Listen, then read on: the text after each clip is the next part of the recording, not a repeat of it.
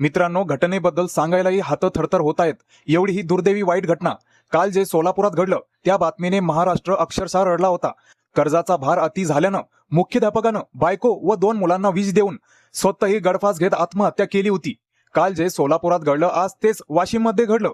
मालेगाव तहसील अंतर्गत येणाऱ्या तितळी गावातून हा प्रकार समोर आला. कौटुंबिक वादातून 35 वर्षीय संतोष बकाल यांनी आपल्या 28 वर्षीय पत्नी इंद्रायणी बकाल आणि 7 वर्षीय जान्हवी बकालसह 5 वर्षीय मुलगा सोहम बकाल यांना विहिरीत ढकलले. त्यानंतर स्वतः संतोष बकालने महावितरणाच्या पॉवर ग्रीड टॉवरवर चढून गळफास घेऊन जीवन संपवलं.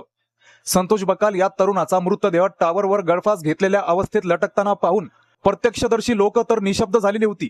सोलापूर व वाशिम दोन्ही घटनेनं महाराष्ट्राला रडवून सोडलं.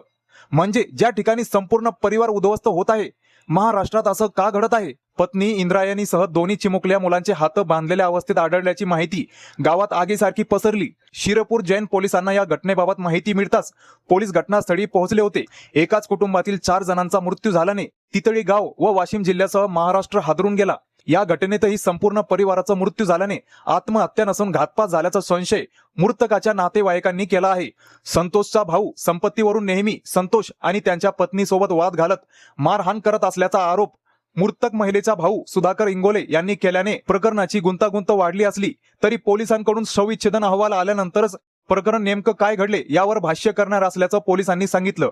तरी मात्र नेमकं एकाच कुटुंबातील 4घांच्या मृत्यूचा गूढ कायम असल्यानं नेमकं काय समोर येणार या प्रकरणाकडे संपूर्ण वाशिम जिल्ह्याचं लक्ष लागलं आहे. बायको 2 मुलं यांचा मृतदेह विहिरीत हात बांधलेल्या अवस्थेत दिसून आला तर संतोष बकाल या तरुणाचा मृतदेह महावितरणाच्या टॉवरवर गळफास घेतलेल्या अवस्थेत आढळला.